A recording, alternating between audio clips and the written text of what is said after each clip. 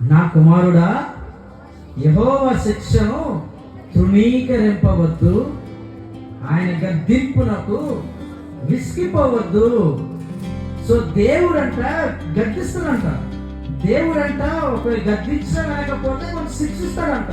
ఆ శిక్షించినప్పుడు ఆ త్రోవలో నుంచి వెళ్ళిపోవద్దు. శిక్షించాలంటే మనం అంతకుముందు ఎప్పుడో త్రోవ తప్పిపోయాము.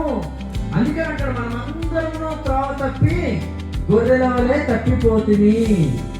ఆ సమయంలో దేవుడు గద్దించినప్పుడు అంట మనం ఏం చేయాలంట? తృణీకరించకూడదంట. రెండోది ఏమంటున్నాడు? ఆయన గద్దింపునంట విసిరిపోవద్దు.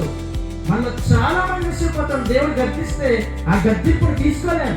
దేవుడు గద్దించినప్పుడు, దేవా ఇందులో నా తప్పు ఉంటే నన్ను సరిచేయి దేవా, ఒకవేళ నా తప్పు లేకపోతే నీవు అనవసరంగా గద్దించే దేవుడు కాదు కనుక ఆ గద్దింపులో కూడా నాకు దీవెన్నే దాచిస్తావు దేవా అని నమ్ముకున్నాడు. దేవుని స్తోత్రం కలుగుగాక. దేవుని గద్దింపును మనం ప్రేమిస్తూ ఉన్నప్పుడు, ఆ దేవుని గద్దింపులకి మనము ఆ యొక్క విశ్వాసాన్ని నిర్మించుకుంటూ ఉన్నప్పుడు ఆ గద్దింపులంట మనకి ఆశీర్వాదముల్ని తీసుకొని వస్తాయంట. దేవుని స్తోత్రం కలుగుగాక. సో ఎందుకు గద్దిస్తున్నట్టు దేవుడు చెప్తున్నాడు కదా, తండ్రి తనకి ఇష్టడైన కుమారుని గద్దించు రీతిగా యెహోవా తాను ప్రేమించు వారినే గద్దిస్తాడు.